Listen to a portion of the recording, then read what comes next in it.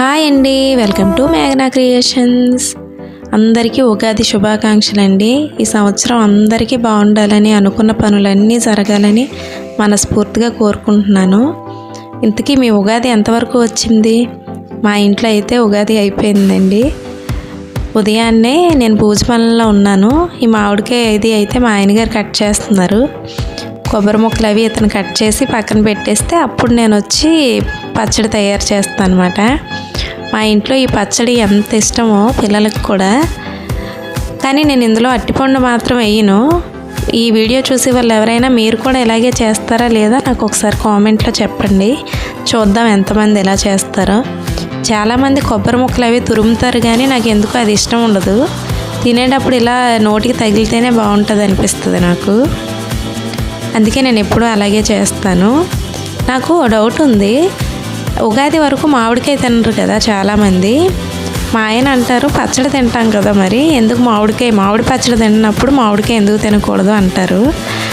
నేను అనుకుంటాను ఇయర్లో ఫస్ట్ పూత కాదు కదా, అది లాస్ట్ ఇయర్ది కదా పచ్చళ్ళు పట్టింది, అందుకే అది తింటాము. ఇది కొత్త మామిడికాయ కాబట్టి తినమని నేను అనుకుంటున్నాను. నిజమో కాదో మీలో ఎవరికైనా తెలిస్తే నాకు ఒకసారి కామెంట్ చేయండి. ఈ మామిడికాయ కోస్తుంది మా పెద్ద అమ్మాయి అన్నమాట. ఆ కొబ్బరి ముక్కలన్నీ మా ఆయనగారు కట్ చేసి పక్కకి వెళ్ళారు. ఈలోపు తను వచ్చి కట్ చేసేస్తుంది. పండగ రోజు కొంచెం హడావిడిగానే ఉంటుంది కదా, అందుకనే తలో పని చేస్తున్నాం. అప్పటికి పిల్లలు రెడీ అయిపోయారు స్నానాలు అవి చేసేసి, కానీ పూజ మాత్రం ఇంకా కంప్లీట్ అవ్వలేదన్నమాట. అందుకనే ఇదిగో ఉగాది పచ్చడి నేను ఇప్పుడు చేసేస్తున్నాను. ఇందులో బెల్లం వేసాను. బెల్లం కొంచెం ఎక్కువే వేస్తాను స్వీట్నెస్ కోసం. నేను అన్నీ సమానంగా వేయాలి అనేది అయితే అంతగా అనుకోను. నాకు ఎలా నచ్చుతుందో అలాగే చేస్తాను అన్నమాట. బెల్లం వేసాను.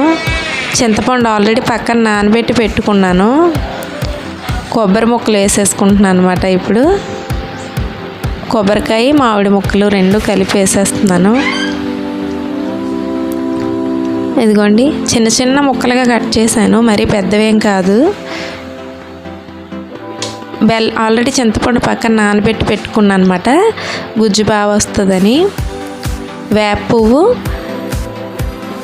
సాల్ట్, ఇంకా మిరియాలు లేవు ఇంట్లో, మిరియాల పౌడర్ ఉంటే అది అంతే.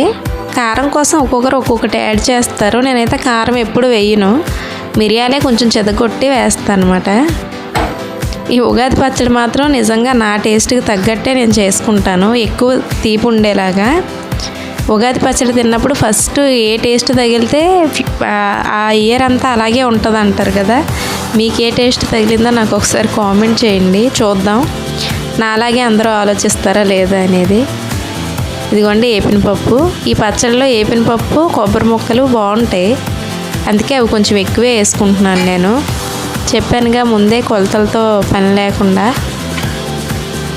అన్నీ వేసి ఇంకా బెల్లం కరిగేదాకా చింతపండు గుజ్జేసి కలిపేసుకుంటాను అంతే. ఇది అయిపోతే దేవుడి మూల పెట్టుకొని ముందు పూజ చేసేసుకుంటాను.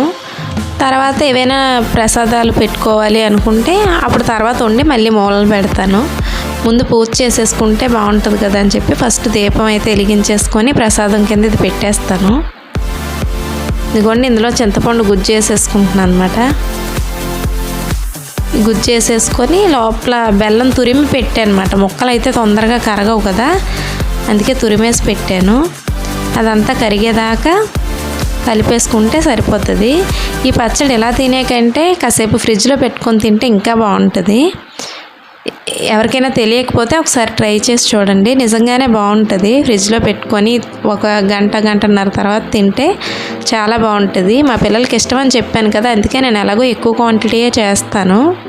అది ఫ్రిడ్జ్లో ఉంటే వాళ్ళు తింటూనే ఉంటారు అలాగా. అందుకని తినేవాళ్ళు ఉంటే ఎక్కువే చేసుకోవచ్చు. ఇందులో సగం పని చేసినా సగం ఇంట్లోకి ఉంటుందని చెప్పి అంతేనండి. ఇంక ఈ వీడియో నచ్చితే సబ్స్క్రైబ్.